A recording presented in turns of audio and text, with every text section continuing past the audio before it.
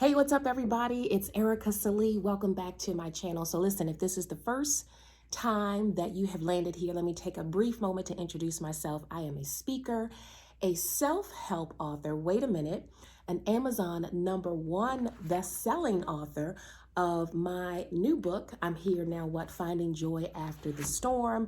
I am a coach and I get excited because I love to help women figure out what stands in the way of their success. Like every time we think about doing something new, or we want to step out, or we want to achieve a goal, and there's something that may be holding us back. And so I love to share strategies about how to move around those barriers if we can't move the barrier themselves, to figure out what the best version of ourselves looks like. So I am at a stage in my life right now where dating is one of those things that's kind of looming on the horizon.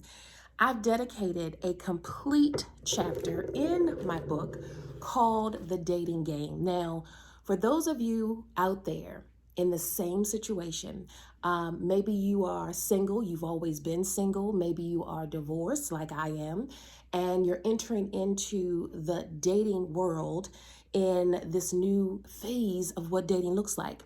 You know, back in the day, I can remember being introduced to someone, or you go out to a party, or you go out to a restaurant and you see somebody that you're interested in, you strike up a conversation, you exchange phone numbers, and then you figure out what happens from there.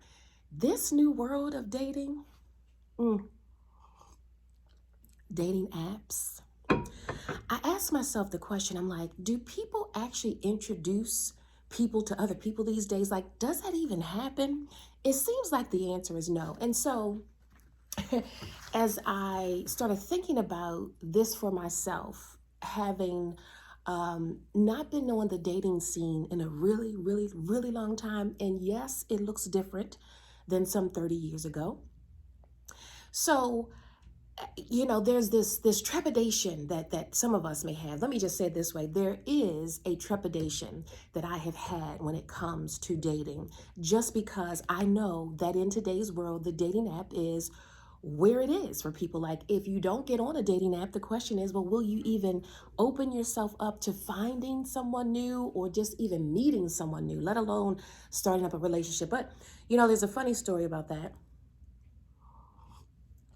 I write about this in the book, and I'm just going to share a little snippet, and then I'm going to encourage you to go to Amazon and purchase a copy of the book so that you can read the rest of the story for yourself. So, I say in the book, if you choose dating apps, however, you may also need a lesson in the lingo used on them.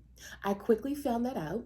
Shortly after I signed on to the 3 apps that my sister recommended, we had a whole conversation about this, and she kind of coached me into, you know what, you need to sign up. You know, you can regulate it and manage it, but you got to at least try it.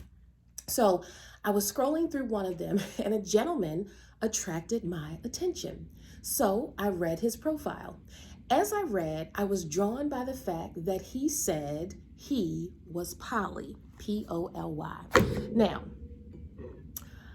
I'm going to, again, encourage you to get a copy of the book and read the rest of the story. But here's why I wanted to share that here. There's so much that's new and unfamiliar out there when it comes to dating. So I just encourage all of us who are in the dating world. You know, like back in the day, you used to be concerned with, and you still should be, you know, what's the health of this person, right? You know, what's this person's relationship with his family, with his children? And those things are still important, but there's so much out here in terms of how people show up in relationships, what people's expectations are. So really understanding what that is, and when people put things on their profiles, like understanding what they're looking for. So here's my question to you.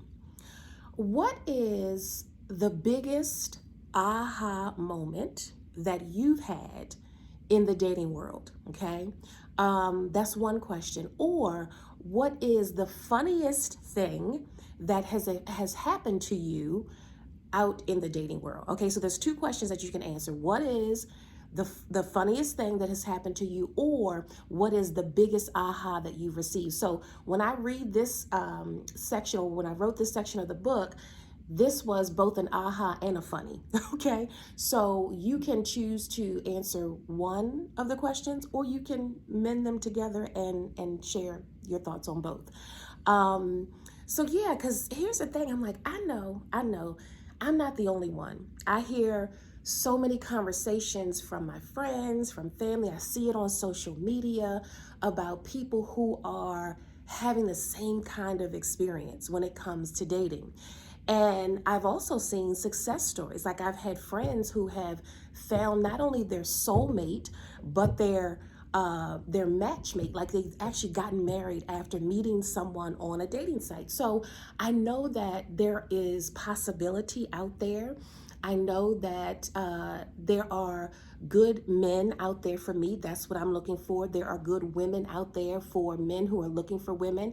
And there are good men and women out there who are looking for same-sex relationships, if that's what you choose. So I want to make sure that I keep myself open, and that I don't allow this dating app, I don't know, to really like cloud my judgment around dating.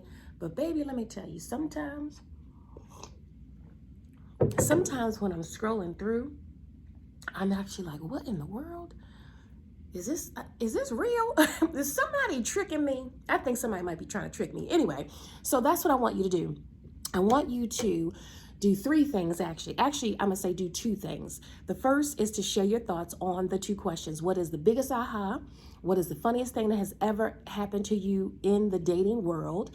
And then I want you to go to Amazon and purchase a copy of the book for yourself, so that you can not only read the story that I'm sharing about regarding the dating game in this particular situation, but that you can read the other nuggets that I've shared all throughout. You know, this book is really about my journey to finding joy after divorce. And there's lots of different elements and nuggets in the book to kind of take you on the journey with me. And so, here's the last thing.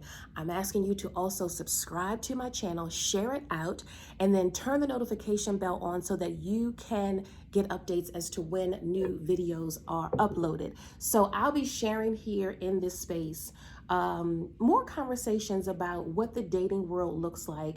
I'll also be sharing other conversations as it pertains to finding your joy through your transformation, right? I'll be sharing stories about finding my joy through my transformation. And it might be things happening in the day-to-day space, you know, as we're trying to process life and making decisions and trying to get past our own barriers, my own barriers and roadblocks, so that I can not only create the best version of myself, but that I can translate that to you so that you can do the same and journey along with me. So on that note, I look forward to seeing you all again real soon. But until I do, take care of yourselves, and yes, be well.